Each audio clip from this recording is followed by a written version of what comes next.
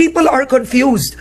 Bakit siya kumakampi sa hindi niya kamag-anak, kapatid niya, at ang kapatid niya na namumuno ngayon ng bansa, bakit niya inaaway? Ako, Karen, Ang sagot doon, Senator.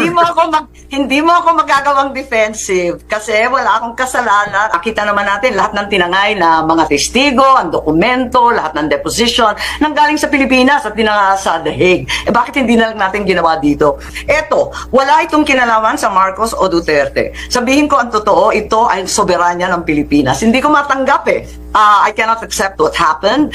It was clearly a challenge and an insult to our sovereignty, to the functioning courts and our exemplary judges. And I cannot accept that this was the right thing to do. It had very, very little to do with being a Marcos versus the Dutertes. Kinakampihan, sabi mo, para sa akin, wala akong kinakampihan. Kinakampihan ko ang Pilipinas dahil hindi tama ang nangyari. On a personal note, ang nakita ko lamang ang nangyari sa tatay ko. Ganyan na ganyan din ang ginawa sa ama ko, tinangay ang aking pamilya, dinala sa Hawaii, at para sa akin hindi katanggap-tanggap yun.